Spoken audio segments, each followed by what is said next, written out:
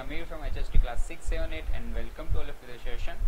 चलो आज हम क्लास 7 का हिंदी का लेसन नंबर 5 करने वाला है, जिसका नाम है हिंद देश के निवासी। ओके, चलो तो ये एक कविता के रूप में दिखाया गया है कि हमारे देश के बारे में। ठीक है, तो विविधता में एकता हमारे देश की क्या है, विशेषता है कि हमारे देश में बहुत सारी विविधता है, बहुत सारे जाति के लोग, बहुत सारे धर्म के लोग एक साथ एकता में रहते हैं। ओके, और साथ ही विकास और शक्ति की परिचायक भी है, मतलब कि साथ ही साथ हमारा देश विकास के दौर पे भी चल रहा है और एक शक्तिशाली देश है हमारा।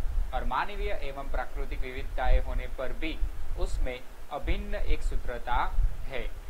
विभिन्न दृष्टांतों द्वारा इस काव्य में भारत की भव्यता एवं दिव्यता का गान किया गया है। ओके, इस काव्य में हमें क्या देखना है कि भारत की बहुत सारी विविधताओं को बारे में हमें देखने को मिलेगा इस काव्य में। ठीक है, हिंद देश के निवासी सभी जन एक है, रंग रूप वेश भाषा चाहे अनेक है। मतलब कि हम हिंद देश के निवासी है, सभी जन एक ही है। Okay, we all are one, but भले चाहे उसका रंग रूप वेश भाषा भले ही अलग हो, बट हम सब एक है। ठीक है, हम सब साथ में है। फिर बेला गुलाब जूही चंपा चमेली प्यारे प्यारे फूल गूंथे माला में एक है। ठीक है, बेला गुलाब जूही चंपा चमेली प्यारे प्यारे फूल गूंथे माला में एक है। हम बनाते हैं ना, बेला बनाते हैं, गुलाब का हार बनाते हैं, जूही चंपा चमेली सभी फूलों को मिलाकर एक माला भी बनाते हैं हम। ओके, वैसे ही कितने सारे फूल से एक माला बनती है। ठीक है, वैसे ही हम क्या है कि अलग अलग धर्म के लोग, अलग अलग रंग वाले, अलग अलग रूप वाले, अलग अलग वेश, अलग अलग भाषा बोलने वाले लोग मिलके जो देश बनता है वो कौन है, हमारा हिंदुस्तान। ओके, कोयल की कूक न्यारी पपी है कि टेर प्यारी, गा रही तराना बुलबुल राग मगर एक है। देखो, कोयल की कूक न्यारी है, मतलब कि कोयल की बोली प्यारी है। ठीक है, न्यारी है। फिर पपी है कि टेर, पपीहा जो बोलता है, तो पपी है कि टेर कैसी है, प्यारी है। फिर बुलबुल जो गा रही है गाना वो भी कैसा है, अलग है, बट राग सबके कैसे एक है। ठीक है, पर एक कोयल की क्यों न्यारी लगती हो, पपीहे की टेर प्यारी लगती हो, और बुलबुल जो गा रही है तराना गाना गा रही है, वो तीनों चीजें अलग है, बट उसका राग कैसा है, एक ही है, एक ही राग में सब गा रहे हैं। ओके, वैसे ही ये एक एग्जाम्पल दिया गया है कि हम भले ही अलग अलग जगह पे रहते हैं, भले ही अलग अलग भाषा बोलते होंगे, ठीक है, भले ही लोगों के रंग रूप वेश अलग अलग होंगे, बट हम क्या है, सभी एक है। ओके, चलो फिर गंगा यमुना ब्रह्मपुत्र कृष्ण कावेरी जाके मिल गई सागर में हुई सब एक है। हमारे देश में क्या है कि गंगा नदी, यमुना नदी, ब्रह्मपुत्र, कृष्णा नदी, कावेरी नदी, सभी नदियां भले अलग अलग जगहों से निकलती होगी, अलग अलग जगहों से गुजरती होगी, बट लास्ट में कहाँ जाके मिलती है, सागर में जाके सब एक जगह पे मिल ही जाते हैं। और धर्म है अनेक जिनका सार वही है, पंथ है निराले सबकी मंजिल तो एक ही है। ठीक है, भले ही धर्म जिनका अलग अलग हो, कोई है सिख, कोई है हिंदू, कोई है मुस्लिम, कोई है पारसी, ठीक है, भले ही ये धर्म अलग अलग है जिनका, ठीक है, बट सार वही है कि देखो बाइबल में, फिर हमारी जो क्या बोलते हैं कि जो भी बाइबल है, फिर मुस्लिमों के लिए जो भी कुरान लिखी गई है, ओके, फिर हिंदुओं के लिए जो बुक लिखी गई है, ओके, तो वो सारी बुक्स में सार तो एक ही है, भले बुक्स अलग अलग है। ओके, हमारे लिए गीता लिखी गई है हिंदुओं के लिए, फिर मुस्लिमों के लिए कुरान लिखी गई है। ओके, वैसे सारी बुक्स जो अलग अलग लिखी गई है, बट उस बुक्स में जो सार दिए गए हैं वो सार कैसे है, अलग अलग है।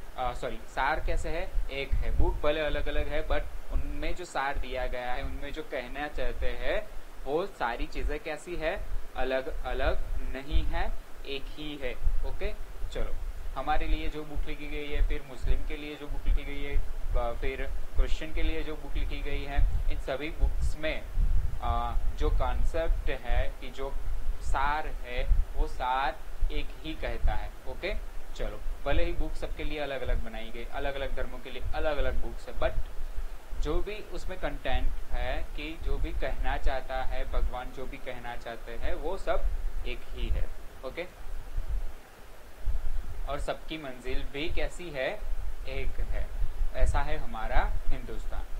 अब देख लेते हैं शब्दार्थ कि कुक, कुक मतलब कि कोयल की आवाज। पपीहा तो एक पक्षी का नाम है। टेर, टेर किसे बोला जाता है, पपीहे की पुकार को। तराना बोला जाता है गीत को। पंथ मतलब कि रास्ता। निराला मतलब कि अनूठा। और मंजिल मतलब कि ध्येय। ओके, चलो, शब्दार्थ 2 बार लिखने हैं। अभ्यास 1 टाइम। ओके, और स्वाध्याय भी 1 टाइम लिखना है।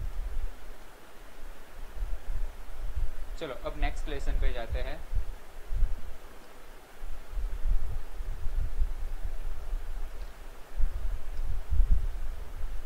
लेसन नंबर 6, जिसका नाम है डॉक्टर विक्रम साराभाई। ओके, चलो,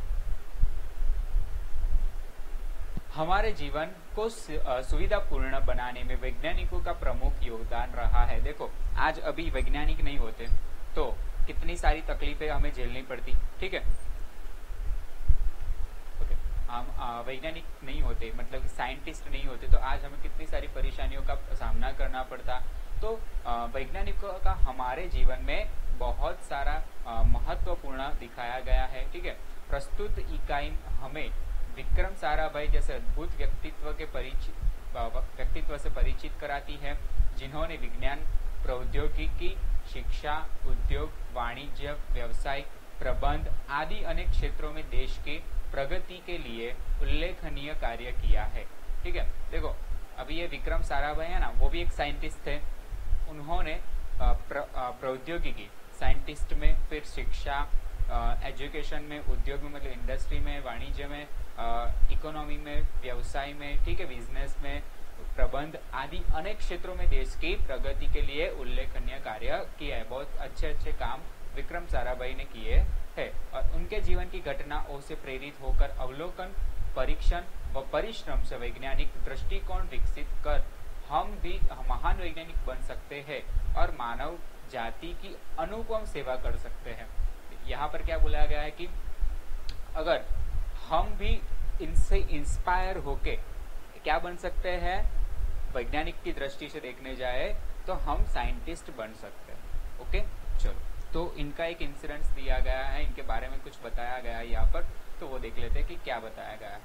एक ऐसे महान वैज्ञानिक थे, जब वे मात्र 2 वर्ष के थे तब गुरुदेव रविंद्रनाथ टैगोर ने भविष्यवाणी की थी कि यह बालक बड़ा होकर बहुत यशस्वी बनेगा, और उस बालक ने उनकी भविष्यवाणी अपने कर्मों से सच साबित कर डाली। देखो, जब ये विक्रम साराभाई 2 साल के थे तब गुरुदेव रविंद्रनाथ टैगोर ने क्या भविष्यवाणी की थी कि ये बालक बड़ा होकर बहुत ही यशस्वी मतलब कि बहुत ही प्रगति करेगा अपने जीवन में और देश के लिए कुछ करेगा। ओके, और उस बालक ने उनकी भविष्यवाणी अपने कर्मों से, ठीक है, साराभाई ने क्या किया, अपने कर्मों से मतलब कि खुद अच्छे काम किए और वो भविष्यवाणी को सच कर डाला। और क्या आप जानते हैं वे कौन थे? वे थे हमारे महान वैज्ञानिक डॉक्टर विक्रम साराभाई। ठीक है, और क्या आप जानते हैं कि वो कौन थे? तो वो थे डॉक्टर विक्रम साराभाई।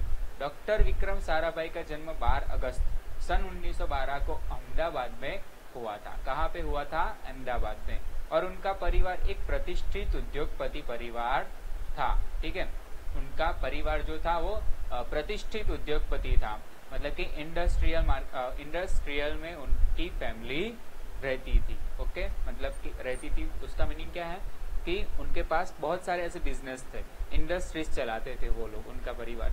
और पिता का नाम अंबालाल तथा माता का नाम सरला देवी था। और विक्रम साराभाई 8 भाई बहन थे। देखो, विक्रम साराभाई के साथ वो लोग कितने थे? 8 भाई बहन थे। और बाल बाल्यकाल से प्रतिभावान विक्रम साराभाई के बचपन का यह प्रसंग उनके सफलता हासिल करने के बुलंद इरादे को दर्शाता है। ठीक है, यहाँ पर एक प्रसंग दिया गया है किसका, विक्रम साराभाई का। बाल्यकाल मतलब कि वो जब बचपन में छोटे थे, ओके, उनका बचपन का एक प्रसंग दिया गया है कि यह प्रसंग उनके सफलता हासिल करने के बुलंद इरादे को दर्शाता था। यहाँ पर जो प्रसंग दिया गया है आगे, वो प्रसंग क्या बताता है कि उनको सफलता कैसे मिलती है, ओके, वो कैसे हर चीज पा लेते थे, कि उनको मन में वो ठान लेते थे कि मुझे ये चीज चाहिए ही चाहिए, ओके, और उस चीज को हासिल कैसे करते थे, सक्सेस कैसे जाते थे, वो चीज इसमें दिखाई है। जब वह 5-6 साल के थे, ठीक है, जब डॉक्टर विक्रम साराभाई 5-6 साल के थे तो अपने परिवार के साथ शिमला गए। कहाँ पर गए? शिमला। शिमला में उनके पिता श्री अंबालाल के नाम ढेरों चिट्ठियां आती थी। शिमला में उनके पिताजी जो रहते थे, शिमला में उनके पिताजी के नाम की, मतलब कि अंबालाल के नाम की ढेरों चिट्ठियां आती थी, और यह देखकर बालक विक्रम के मन में भी इच्छा हुई कि उनके नाम भी खूब सारे पत्र आए। देखो अब क्या हुआ, जब वो 5-6 साल के थे ना, तो अपने परिवार के साथ कहाँ पर चले गए? शिमला गए। शिमला जाने के बाद उनके पापा के नाम पर बहुत सारे क्या आने लगी, चिट्ठियां आने लगी। तो विक्रम साराभाई को भी ऐसा लगा, ऐसी इच्छा हुई कि मेरे नाम पे भी ऐसे बहुत सारे पत्र, बहुत सारी चिट्ठियां आनी चाहिए, तो मैं ऐसा क्या करूं तो मेरे नाम पर ऐसी बहुत सारी चिट्ठियां आए। तो इसलिए कई लिफाफों पर अपना नाम तथा पता लिखा और डाकघर में डाल दिया। देखो उन्होंने क्या किया कि अभी तो वो छोटे थे 5-6 साल के, तो खुद ही जाकर पोस्ट कार्ड जो रहते ना, उस पोस्ट कार्ड पे क्या लिख दिया, अपने घर का एड्रेस लिख दिया और अपना खुद का नाम लिख दिया। फिर क्या था, उनके नाम पर ढेरों चिट्ठियां आने लगी, क्योंकि वो चिट्ठियां कौन डालता था? वो खुद ही डालते थे, पोस्ट ऑफिस में जाके खुद ही डालते थे और खुद ही घर पे वो पोस्टमैन फिर से दे आता था। और पिता ने देखा तो उनके मन में बालक विक्रम के इस काम के पीछे के उद्देश्य को जानने की इच्छा हुई। जब पिता को ये पता चला कि ये डॉक्टर विक्रम साराभाई के नाम पे बहुत सारी चिट्ठियां आ रही है, तो ये बात जानी उन्होंने कि ये खुद विक्रम साराभाई क्या करते थे, खुद ही जाते थे पोस्ट ऑफिस में और खुद ही अपने नाम का और एड्रेस का चिट्ठी बनाते थे और पोस्ट कर देते थे, ओके। और फिर उनके पिता को इच्छा हुई जानने की कि ये मेरा बेटा ऐसा क्यों कर रहा है। तो असलियत मालूम होने पर उन्हें हंसी आई, लेकिन सफलता पाने की इच्छा जानकर अच्छा भी लगा। ठीक है, जब उनको पता चला कि मेरा बेटा ये खुद ही कर रहा है, ओके, तो उन्हें क्या आ गई, हंसी आ गई। बट विक्रम साराभाई को जो इच्छा थी अपने मन में सफलता की, कि मेरे नाम पे भी ऐसी चिट्ठियां आनी चाहिए, और वो चिट्ठियां खुद ही डाल के वापस उनके घर पे ही आती थी, तो तब वो खुश हो जाते थे। ठीक है, तो ये आतुरता जो उनमें थी विक्रम साराभाई में, वो आतुरता देखकर उनके पिताजी खुश हो गए। जब वह 8 साल के थे तो साइकिल पर विभिन्न कलाबाजियां करते और लोगों को अचंभित कर देते। ठीक है, जब वो कितने साल के थे, 8 साल के थे, तो साइकिल पर विभिन्न कलाबाजियां, आप करते हो ना, स्टंट कहते हो, तो साइकिल पे वो स्टंट करते थे और लोगों को अचंभित, मतलब कि एकदम ऐसा आश्चर्यचकित कर देते थे कि ये बच्चा ये कर रहा है, वो कर रहा है, ओके। ठीक है, इसको अच्छी कलाबाजियां आती है साइकिल पर, और उन्हें साहसिक कारनामे प्रिय थे।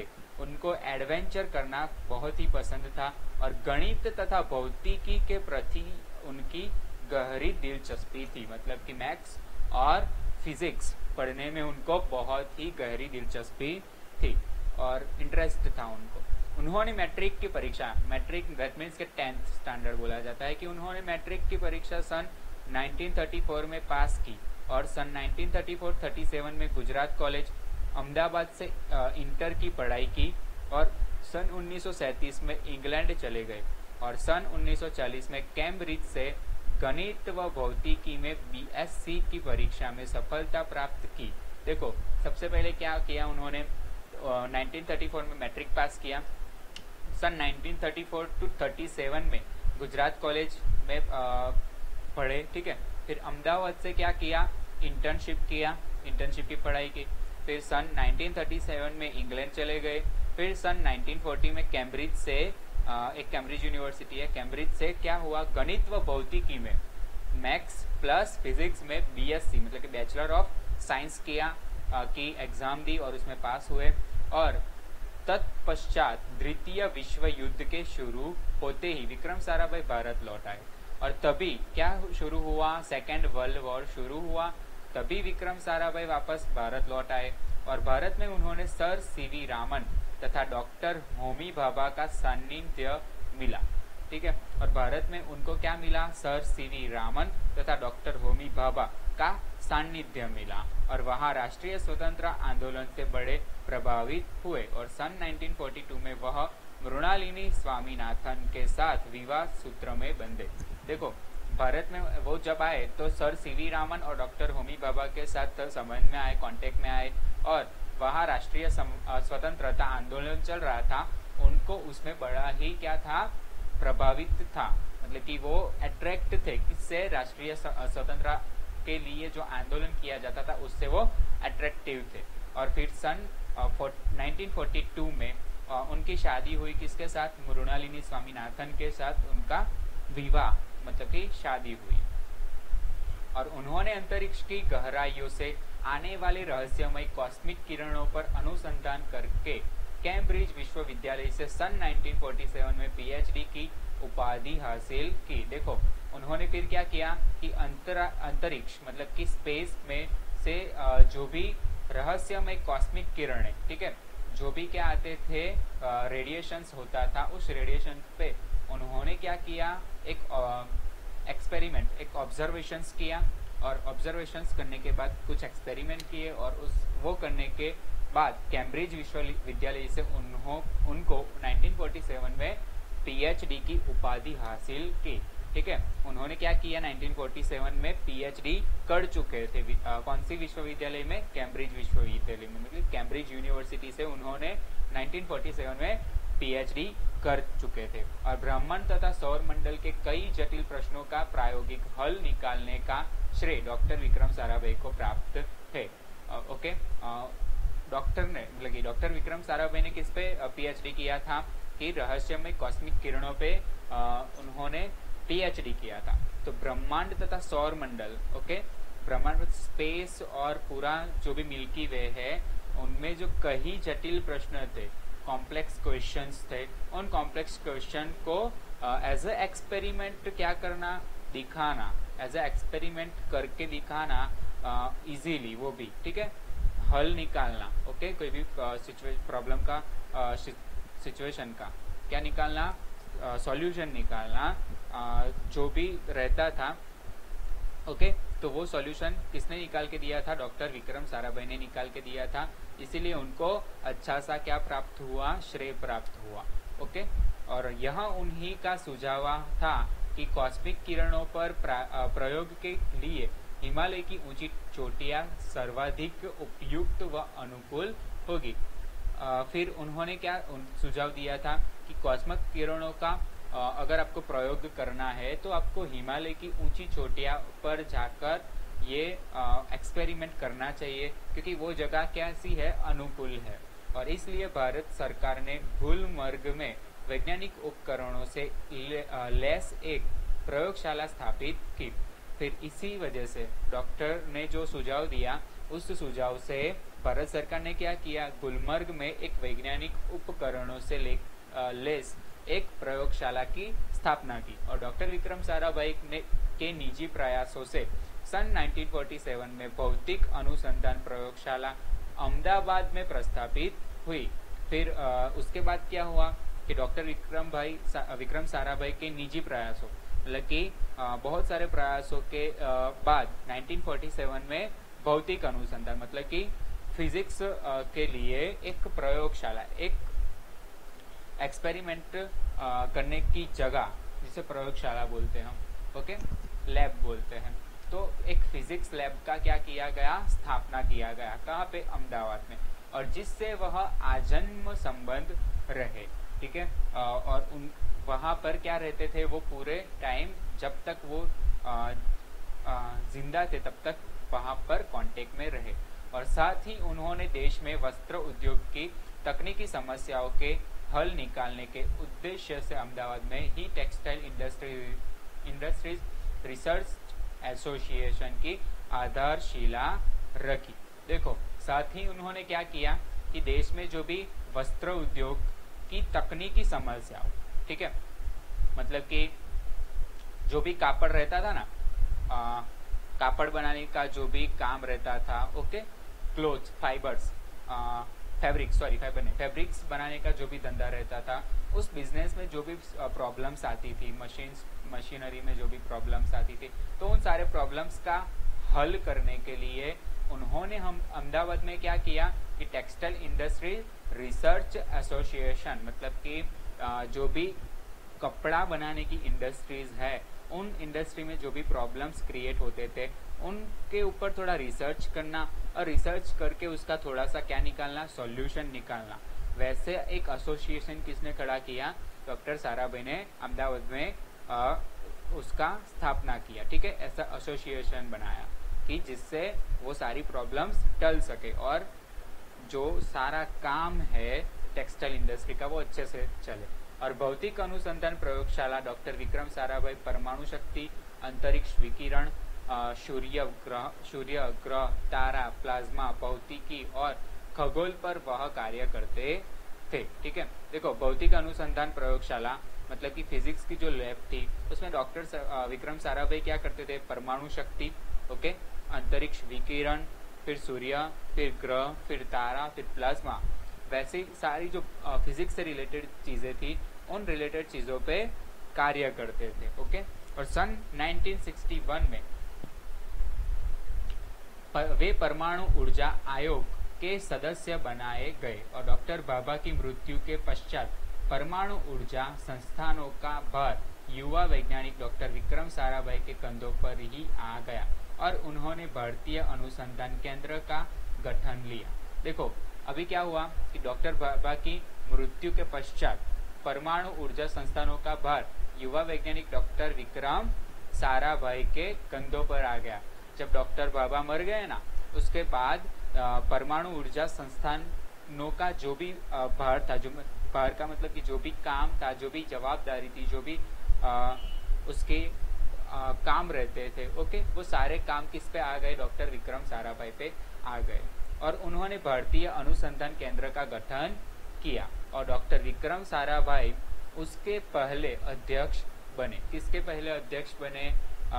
ये जो एसोसिएशन था भारतीय अनुसंधान केंद्र, जो भारतीय अनुसंधान केंद्र था ना, उसके पहले अध्यक्ष कौन बने थे?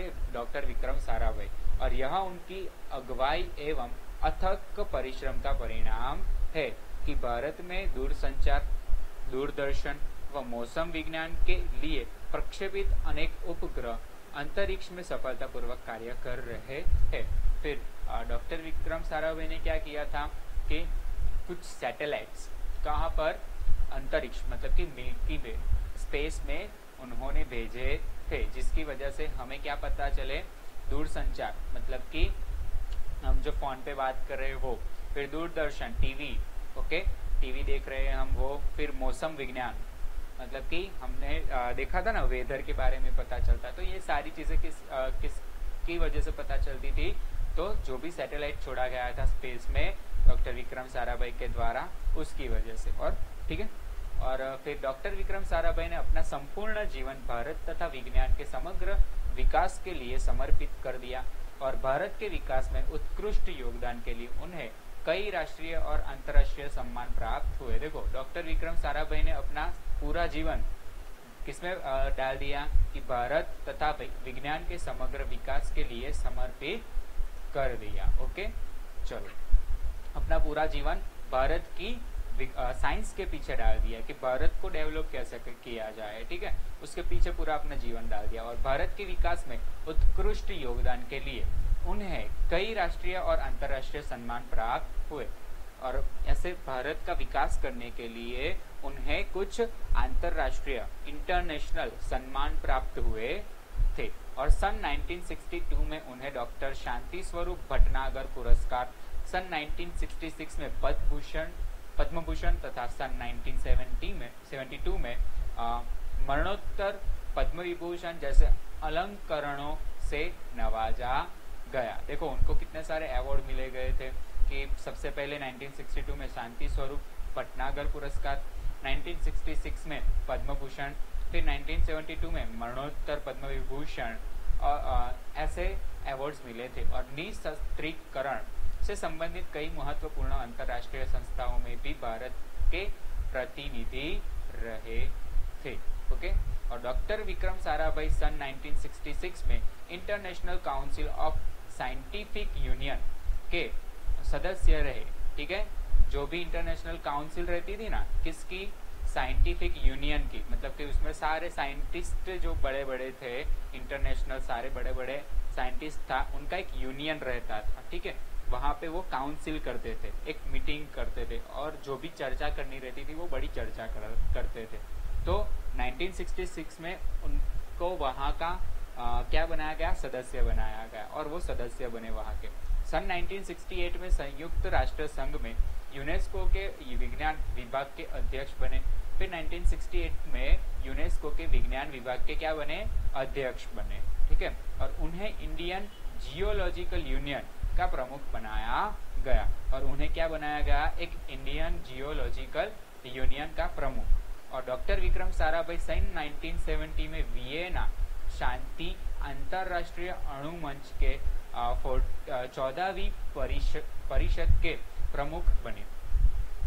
फिर 1970 में वियना शांति अंतरराष्ट्रीय अणु मंच, जो एक अणु मंच था, वहां पे 14वीं परिषद के वो क्या बने? प्रमुख बने, मतलब कि 14th प्रमुख वो बने। ओके।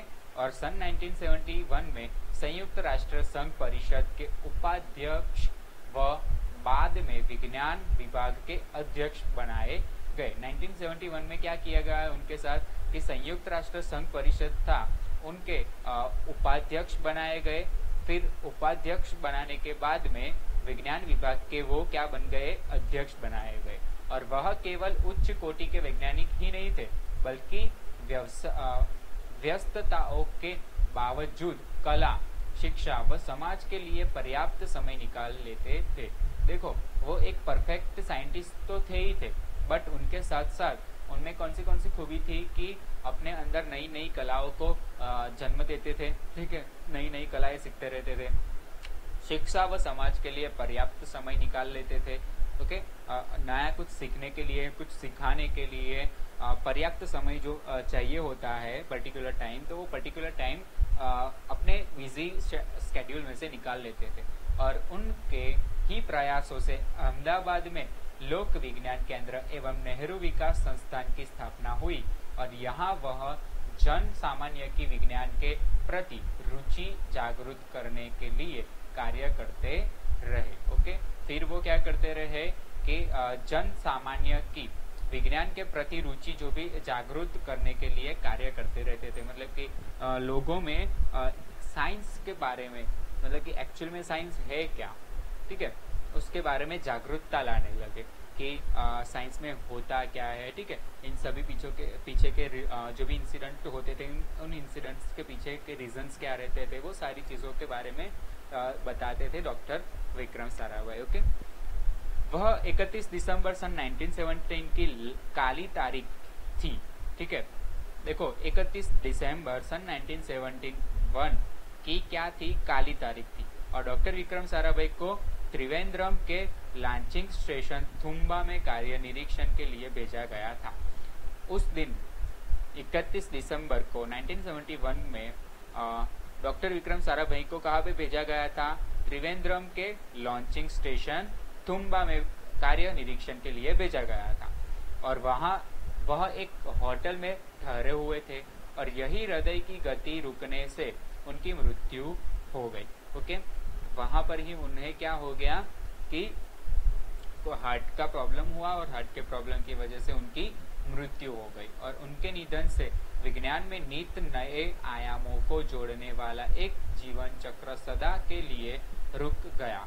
ठीक है, फिर उनके मरने के कारण नित्य नए आयामों को जोड़ने वाला एक जीवन चक्र सदा के लिए रुक गया। ठीक है, जो नए नए साइंस एक्सपेरिमेंट होने वाले थे, जो भी नई चीजें होने वाली थी, वो नई चीजें होते हुए रुक गई। और ऐसी महान प्रतिभा को शत शत नमन कि हमारे इंडिया में इतनी सारी चीजें लाए, वो साइंस में क्या किया, एक डेवलपमेंट खड़ा किया। ओके, और हमारा देश को थोड़ा आगे बढ़ाया। चलो, शब्दार्थ 2 टाइम्स लिख लेने बच्चों। देखो, इरादा का मतलब होता है विचार या फिर संकल्प। लिफाफा मतलब कि कागज की वह चौकोर थैली जिसके भीतर चिट्ठी या कागज पत्र रखकर भेजा जाता है, आप बोलते होंगे एनवेलप। ओके। ढेरों मतलब कि बहुत या फिर ज्यादा, फिर अधिक। लेस मतलब कि सुसज्जित, और अनुसंधान मतलब कि आविष्कार, खोज, संशोधन। और उपाधि का मतलब होता है प्रतिष्ठा सूचक पद या फिर खिताब। ओके। अभ्यास 1 टाइम लिख लेना है और स्वाध्याय भी 1 टाइम लिख लेना है। चलो, तो भी बच्चों मिलते हैं फिर कल। गुड बाय आज के लिए।